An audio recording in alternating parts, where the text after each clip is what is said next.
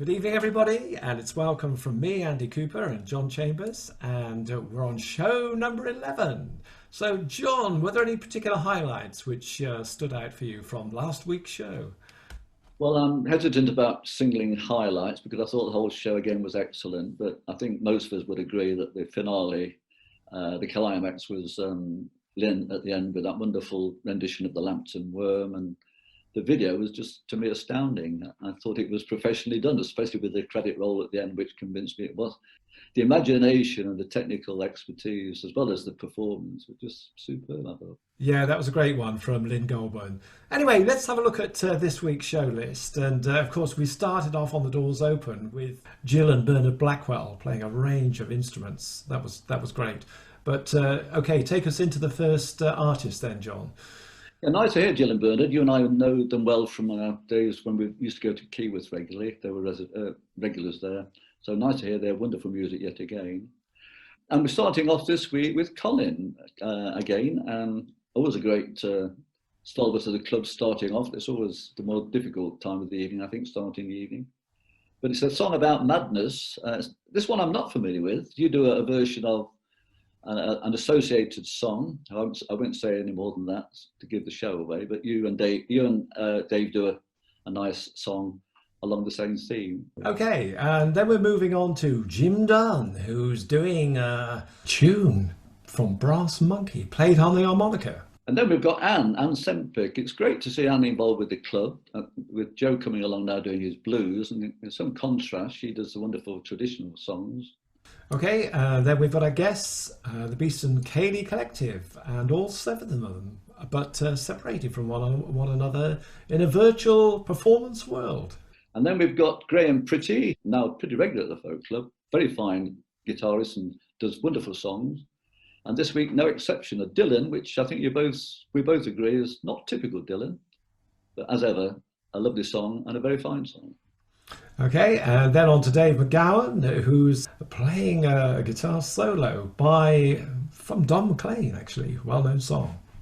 And then we move on to Paul Mansfield. Well, we never know quite what to expect with Paul. I think he gets worse each time he comes on. But I say that in a nice way. He keeps us fascinated and intrigued.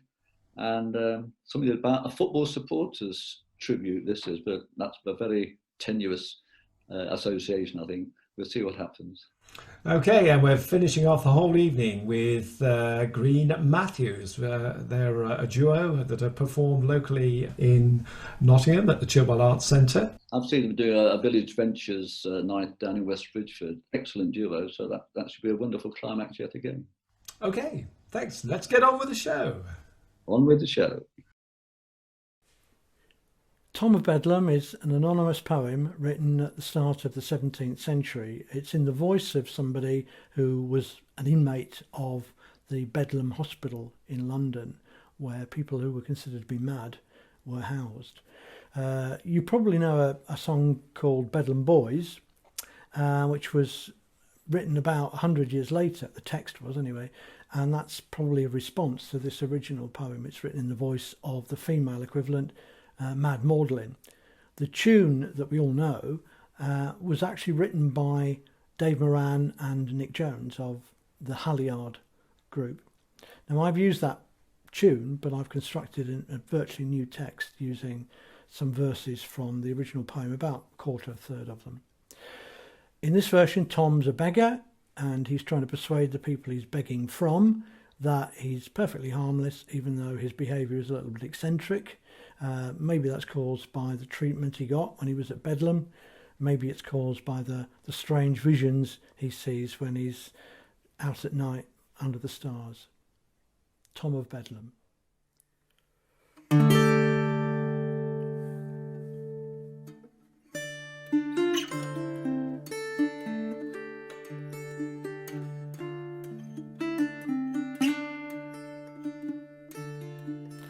From the hag and hungry goblin that unto rags would rend you, the spirit that stands by the naked man in the book of moons defend you, while I sing bonny boys, bonny mad boys, Bedlam boys are bonny. Come dame or maid, be not afraid. Poor Tom will injure nothing.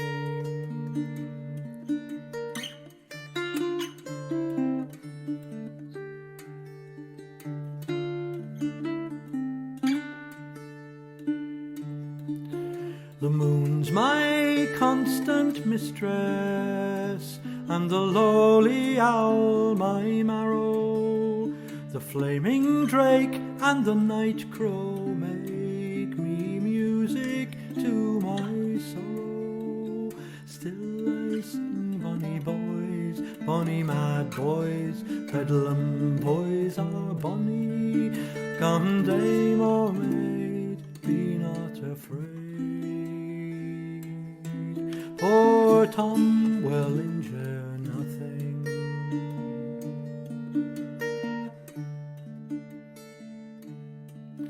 I know more than Apollo, for oft when he lies sleeping, I see the stars in bloody wars and the wounded welkin weeping.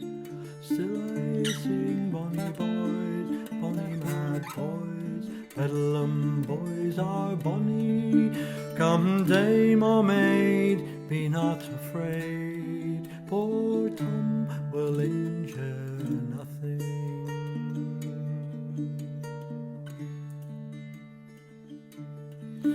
The moon embraced her shepherd, and the Queen of Love her warrior, while the first doth horn the star of morn, and the next the heavenly farrier. Still I sing, bonny boys, bonny mad boys, Bedlam boys are bonny. Come dame or maid, be not afraid. Poor Tom will injure nothing.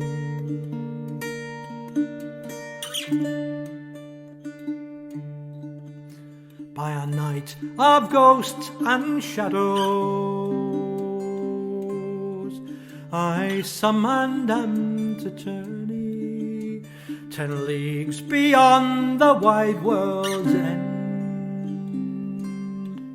Methinks it is no journey, still I sing, bonny boys, bonny mad boys, Bedlam boys are bonny.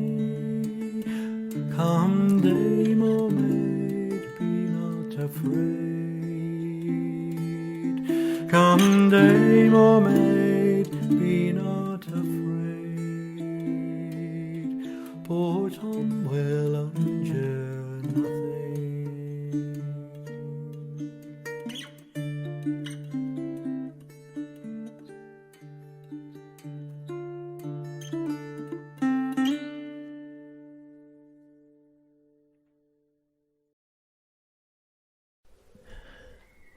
This was the first tune that I learnt, the first complicated tune that I learnt. I was given a double-sided Hohner harmonica for my birthday present from my wife, my 60th birthday. She bought it me to stop me trying to learn to play the melodeon, which she thought was too loud. And I thought, well, I ought to, learn to play the harmonica properly, or reasonably properly. And I picked up this particular tune from a folk radio programme on Radio 3 that Nick Kershaw ran. It's called Happy Hours, and it was by the folk group Brass Monkey, and it's in 4 parts. So to learn how to do it, I actually used audio tape, and I multiplied each part a number of times, then lay on a bed and try to play along with it until eventually I learnt each part separately and then brought them all together, and so. I now can sort of play it. It's my own version. It's slightly different to the Brass Monkey version, because he's a much more competent player than I am for a start. But anyway, I've done a single take here. I thought I'd do it just as if I was doing it at the folk club, and so it's a warts and all jobby, but hopefully you'll enjoy it.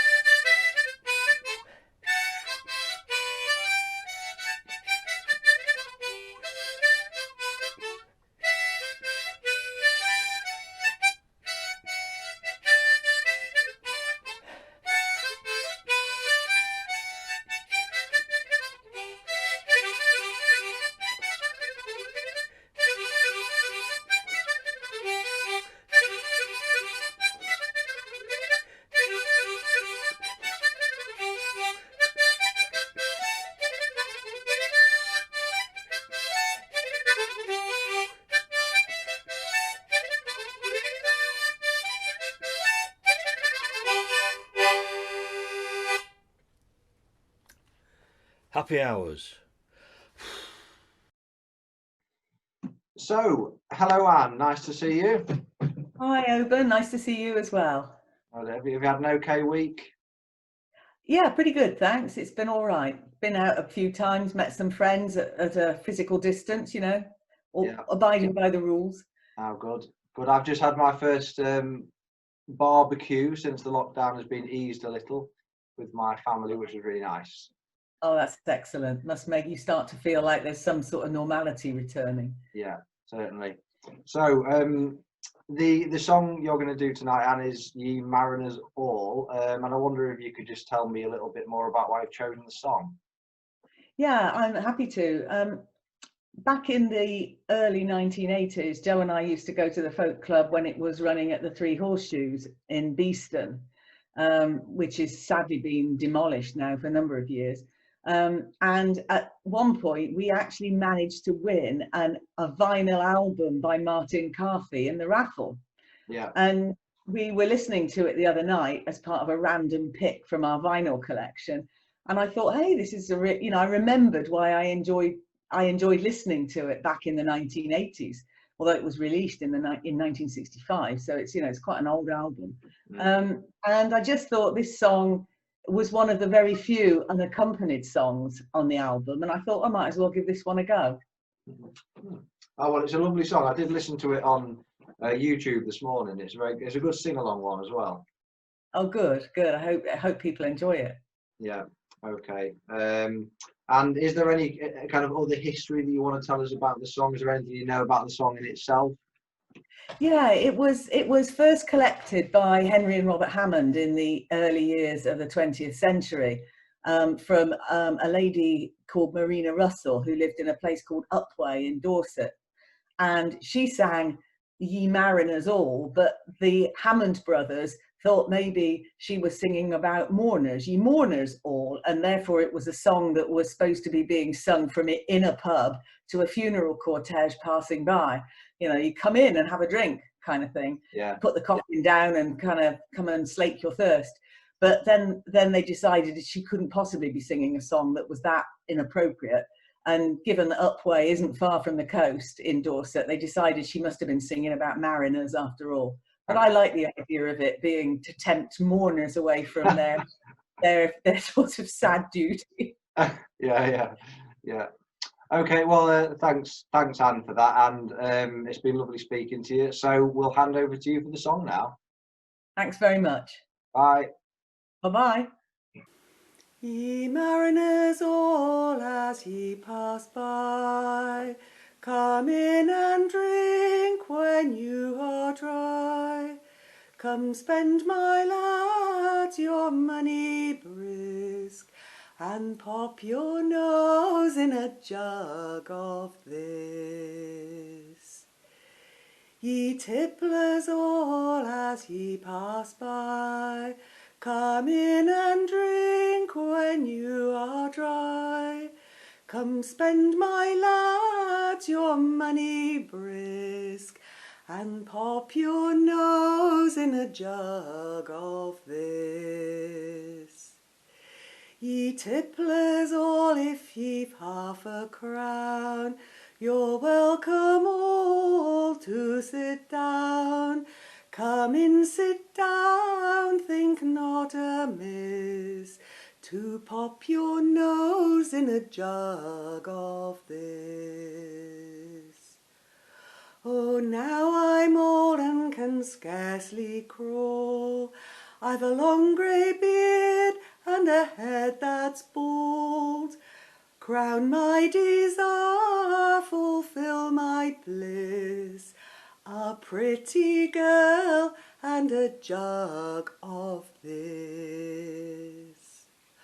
Oh, when I'm in my grave and dead, and all my sorrows are past and fled, transform me then into a fish, and let me swim in a jug of this.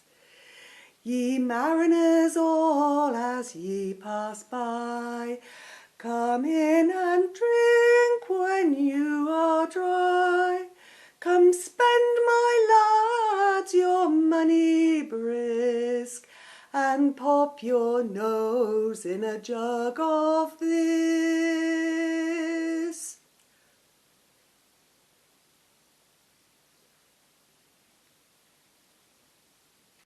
Hello, everybody, and it's great to welcome part of the Beeston Ceilidh Collective, and we have Juliet Wooding and Penny Benford.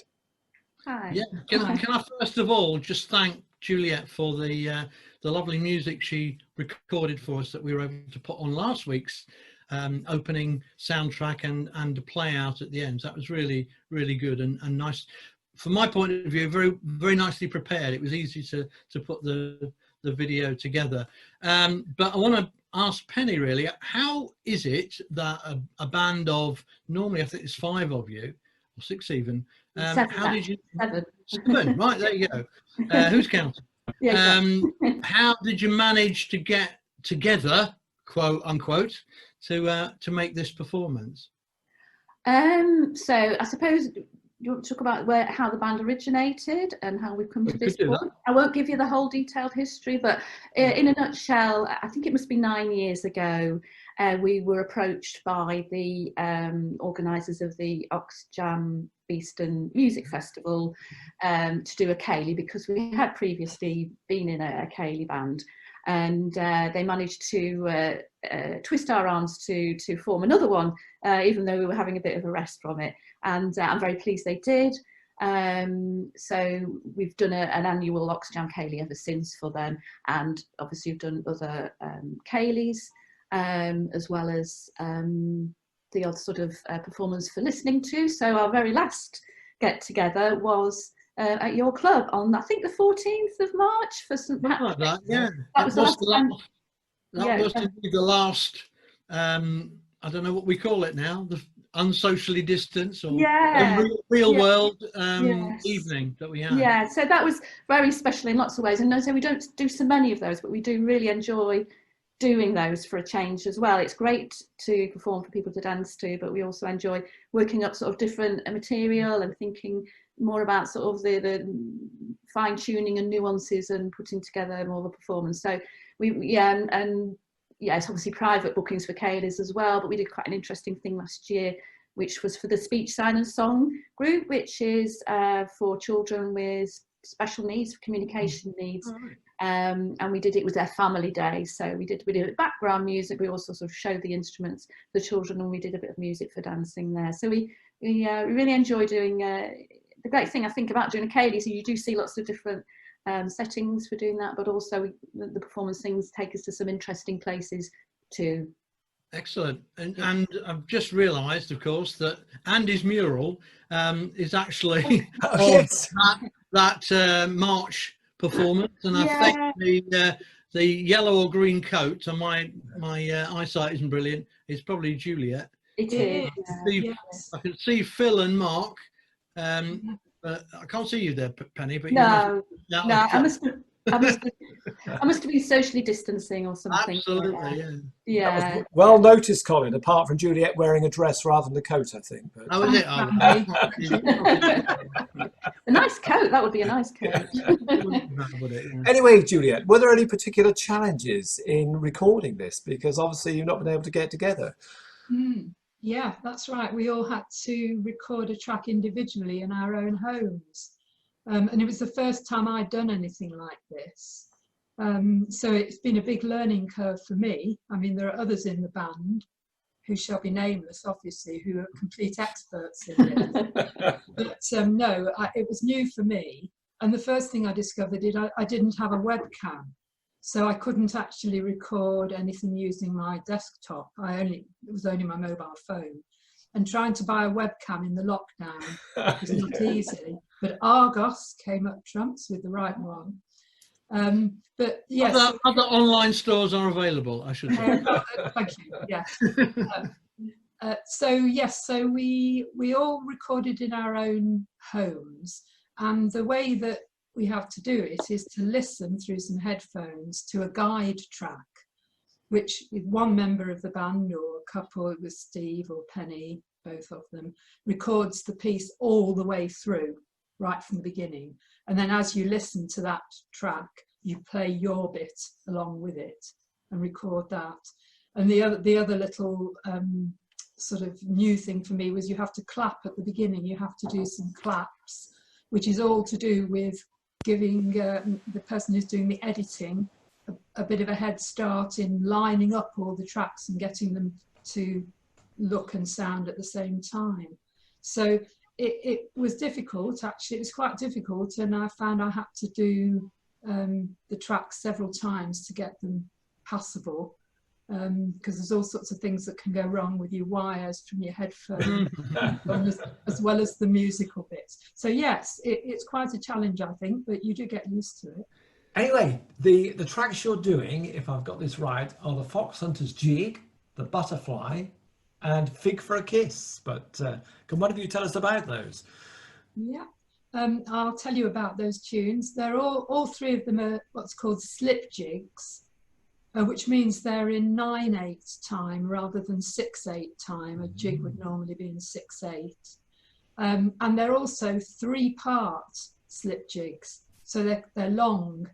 They're all traditional, apart from there is, as you may know, with a lot of these Irish tunes, there is considerable debate about their origins and where they've come from and so on. And there is a view that part of the Butterfly was actually composed. One of the 3 parts was composed and the other 2 parts weren't. But they're all very well known, often played slip jigs, and we play them as a set. In Ceilidh, we play them for the Strip the Willow dance normally. I was going to ask you that, because in that sort of irregular time, people can still dance to it, presumably. It's not really irregular. I mean, it's just 3 beats. I mean, 3 beats of 3, isn't it, really? It's 3 in a bar, really. Oh, that's 9. So it's very steady. And I mean, there is an Irish step dance, which is the slip jig. So I mean, that's not what you dance to Strip the Willow normally. No. But yes, it's very danceable, very danceable. Oh, obviously, good. Okay. So, well, if it does get your feet tapping at home, to quote Steve, as is often he says at Ceilidh, grab yourself a partner, grab yourself a willow, grab yourself a stripper, and get yourself on the dance floor. Okay.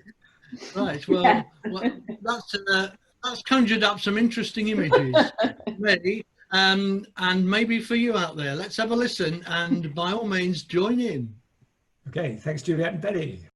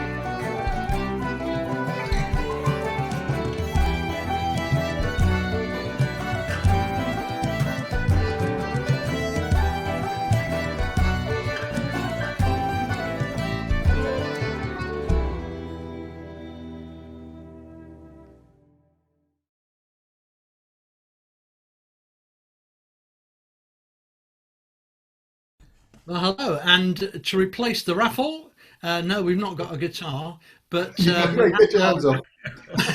we have got what will in fact be a kind of notice board section, and occasionally we'll have a little feature, which is what we're doing now.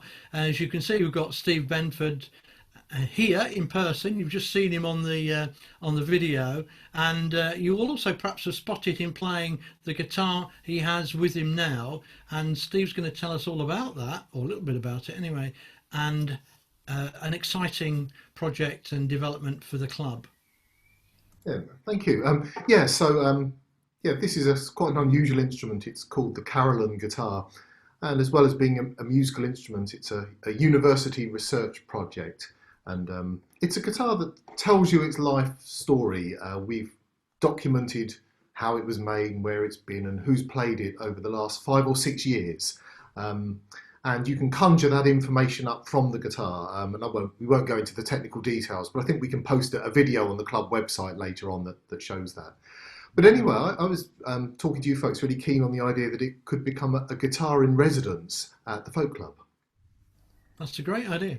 It's a great idea. And what will that mean for club members then, Steve? So I think we'd like to loan it to people, probably for a couple of weeks at a time, so they can have it at home and live with it, maybe get a bit inspired by it, we hope. And then perhaps in return they'd record us some kind of video. It might be a song with them accompanying themselves, or a piece on it, or even just some thoughts about it, or something it inspires. And that would become part of the guitar's history, and I guess the club's history as well. Yeah, lovely idea. So yes, we know that both Andy and I have seen your video where you actually demonstrate how the guitar helps you access its own history. It's fascinating, really. And that video we're going to post a link to, as you said, on one of our club pages, in fact all of our club pages, and if we're quick enough we might even put it in the comments to this section of the watch party. So if you look now you might even see the link, but don't go there now, stay and watch the rest of the show. Yeah, thank you. And I guess it's a bit like a raffle, only you don't get to keep it, at least not for good, but for a couple of weeks, so not too bad. It's certainly something worth having, isn't it, for a play along, a strum along, or a pick along, whatever you want to do. That's great. Thanks ever so much, Steve. Yeah, you're welcome. Thank you. I think we now proceed with the rest of the show. Okay, yes, into the second half. Hello there, I'm Anne Sempik, and this evening I'm talking to Graham and Sarah Pretty. Hello, Graham and Sarah. Welcome to the Folk Club this evening. Hello, Anne. Hi. So I understand you're going to be singing Make You Feel My Love, which is a wonderful Bob Dylan song. And I wonder if you'd like to tell me a little bit about your interest in this song. Yeah, well, it's strange actually, because although I'm quite familiar with Bob Dylan, having grown up in his era and heard a lot of his music, I've never heard the version that he did before the Adele version. So first time I heard it, it was the Adele version. And I thought it'd be quite a nice song for Sarah to sing. And I also had this instrumental version of it that I learned, and then I'd forgotten, it had dropped out of my repertoire. And I thought, oh, I could take that and adapt it, and it'd be a nice song for Sarah to sing.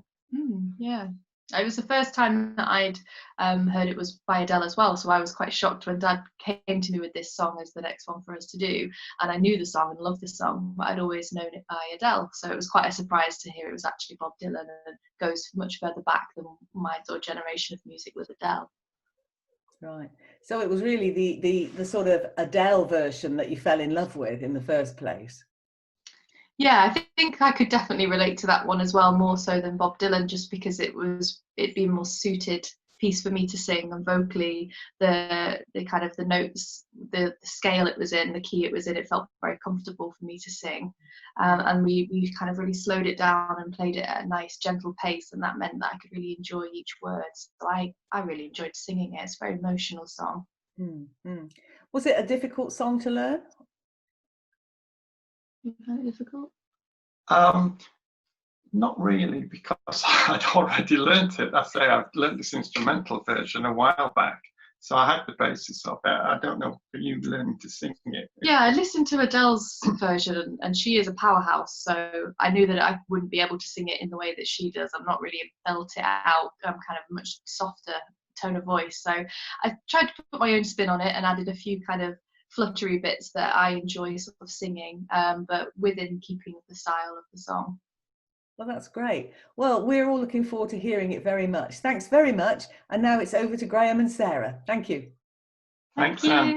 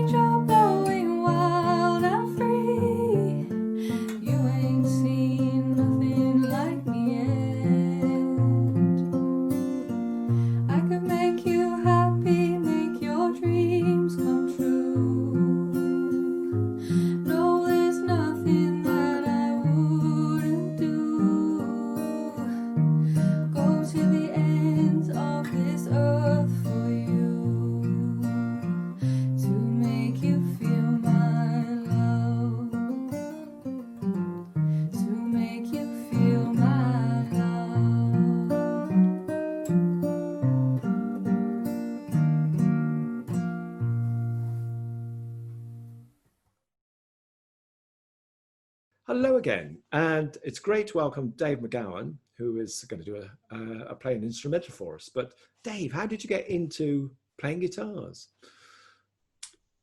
When I was a teenager, like 14, all the guitarists seemed to get the girls, so that's for me. Okay. So, and my elder brother had a guitar, so I nicked his guitar, had a little play of that, thought, yeah, I can do this. And so then bought a guitar. I bought an Echo 12 string, learned to play that, and the rest is history. And did you get the girls? No, no girls. Often the way. But the guitar you've got now is rather special. Tell us about that.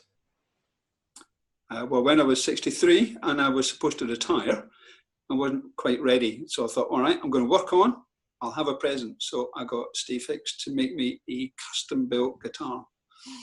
So, and I'm very pleased with it, actually. It's Can you just wave it in front of us? Let's have a look. So this is some sort of American redwood on the front and red zebra wood on the back. I've forgotten what you put around the side. It maple something or other. It looks good, and it does sound good. So let's have a listen to you playing. Tell us about the song you're playing.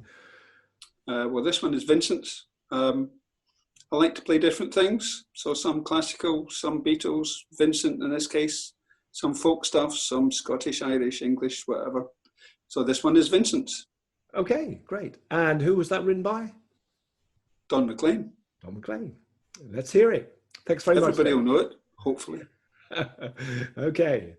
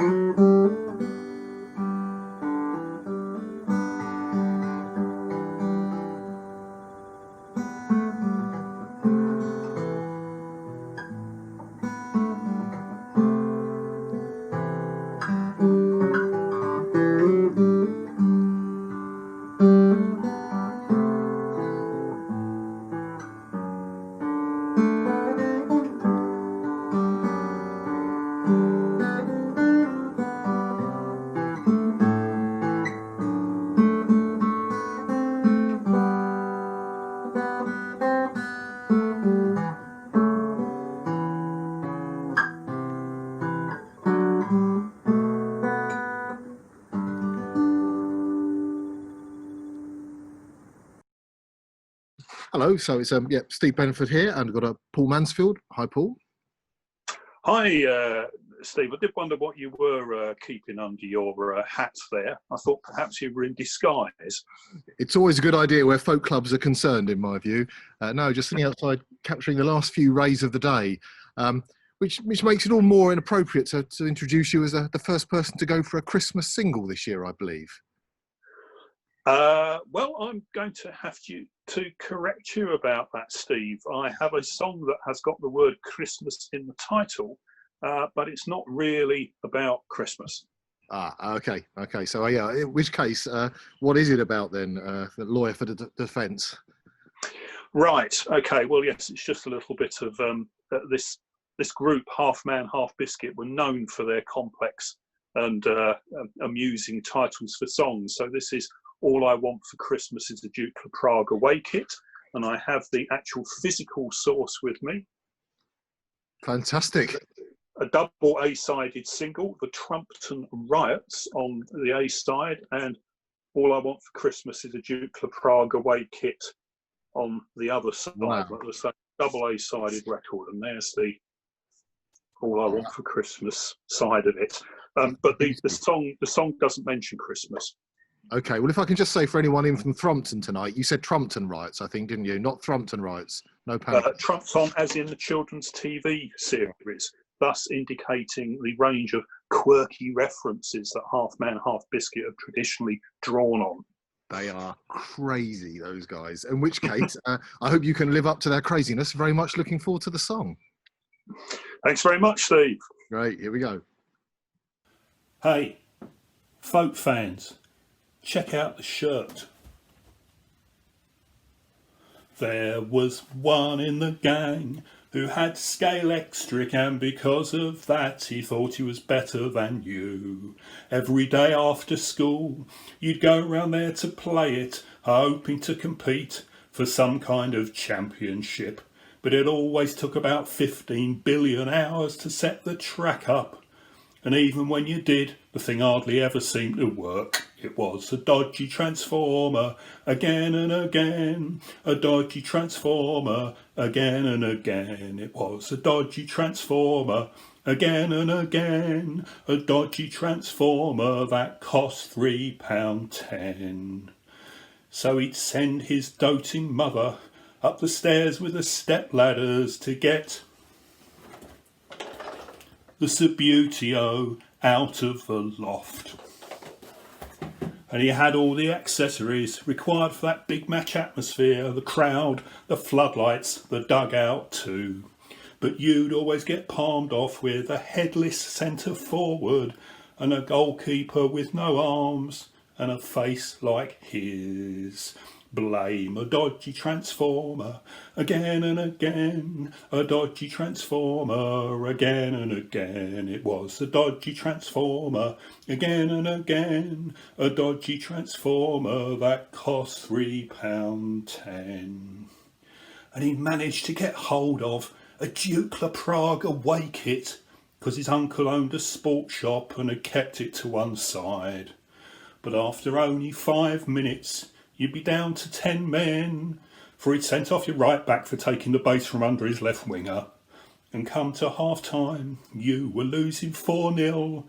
Each and every goal a hotly disputed penalty, so you'd smash up the floodlights and the game would be abandoned and the dog would bark and you'd be banned from his house. And worst of all, your travelling army of synthetic supporters would be taken away from you and thrown in the bin. And it all started with a dodgy transformer, again and again. A dodgy transformer, again and again. It was a dodgy transformer, again and again. A dodgy transformer that cost £3.10. Jukla dotta ho, jukla dotta ho, jukla dotta ho, jukla dotta ho, jukla. Good evening, everybody. It's great to welcome Chris Green and Sophie Matthews. Hello. Hi there. I I'd like to ask you how it is that you first got together to form your partnership. So many years ago, I was studying in Nottingham, and we both worked at a previously well-known tourist attraction called the Tales of Robin Hood. They used to do medieval banquets, and I was Maid Marian, and Chris was one of our court minstrels. I suppose the rest, as they say, is history. We started playing together kind of in sessions, and then we started running our own banquet company. And then we got more interested in the music side of things and did a lot more kind of heritage music as well. And then kind of parlayed that into basically presenting concert shows and sort of losing the terrible outfits altogether. I mean, how would you characterise your shows? Because they are pretty different to most folk artists. Okay, well, actually, I would say that we try and go with the Reithian ideals of the BBC: inform, educate, entertain. Not necessarily in that order. And sometimes none of the three, but basically that's the idea, that actually if you come and see one of our shows, you should have a really good time, you should hear some really good music, but you should ideally also go away with something that you didn't know before, even if it's a sort of, a kind of factoid to share with your mates. So we do theme a lot of our shows, because we do also play to a lot of theatres and art centres as well. So we have a show called A Brief History of Music, in which we present 600 years of music all in one show. We play about 20 different instruments between the two of us, and basically punctuated with some really old jokes. We have a show of music from and about the First World War. We have a show called Witty Ditties, which is 400 years of funny songs. We have a lot of Christmas repertoire. But fundamentally, it's still all folk music. We've just found different hats to put it on. What's under it? Great. I mean, I certainly remember that my first one I saw you in was A Brief History of Music, and Summaries Are Coming In, I think you started with, and I was fascinated because, of course, you don't get it on the CD, but when we see you live, you actually fill in the historical details and the jokes, which makes it really worth going to. Yeah. I think, we find it really interesting, and hopefully we find a way of kind of encouraging other people to find it interesting as well. Yeah. And sometimes, for the most part, it's just little tidbits of information going, well, that piece was survived by accident because it was written on the back of an account book. Yes, yeah. It was a bit of graffiti, which we think is great, and why not share that? What are we actually doing today then? What are you doing? Oh, right, sorry, I see. I didn't mean what you're doing is this moment. I'm sitting at home. Talking to us, obviously. But... The Miller of D. Okay, so we're going to do two songs for you, kind of for the price of one. The first one is called The Miller of D. And actually, like a lot of the songs that we sort of think of as folk songs, it started life on the London stage. In the year 1762, a bloke called Isaac Bickerstaff wrote a play called Love in a Village. And this is one of the songs from it, but it kind of took on a life of its own. And in the process, it's been kind of folk processed. You'll find all sorts of different versions of it all over the country, but it was originally written by a professional songwriter. And that's kind of one of the things that I really love about folk music, that it kind of sort of grabs these things, repurposes them, and sort of makes them its own. Yeah. The second song is a song called Begone Dull Care, which is 17th century, I think. And I think is written by that very well-known songwriter, Mr. A. Non. And they just kind of seemed like natural bedfellows. They're basically sort of, they're songs about being happy. So at the moment, it seemed like a good idea to put the two of them together, really. Yeah, can't argue with that. And you actually sing them simultaneously at one stage, don't you? It's not just one tagged on the end of the other, which is an interesting part to it. We do, and in order to achieve this, I actually wrote a new tune for the Miller of D. So the Miller of D is set to a traditional tune that I wrote. It'll become traditional eventually. I work on the basis that these things have to start somewhere. But actually, I deliberately wrote it as a counterpoint to Begone Dull Care so that we could do that at the end. And actually, I normally spend loads of time talking about it. It feels weird not having it right now. But my instrument is the English border bagpipe. and they are much, much quieter than the Scottish Highland pipes, and they were really popular kind of from the Middle Ages in England up until the sort of end of the 17th century, really. Yeah, and they predate the Highland bagpipes. So we have a bagpipe tradition in England which predates the Highland pipes by about 400 or 500 years. So they're quite a lot more versatile than the Highland pipes, and also, most importantly, much quieter. Well, Andy, you wait, what is it, 11 weeks for a bagpipe to come along, then we got two in one show. We got Bernard playing the Northumbrian small pipes on the opening. Anyway, I think it's about time we had a listen to GreenMatthews. At the end of the show, people will be able to spot your website and Facebook address if they want to follow up, because you're doing some stuff in the next few weeks, I think, that people can tune into. And I'm sure after this performance, they're going to want to do that. So let's have a listen.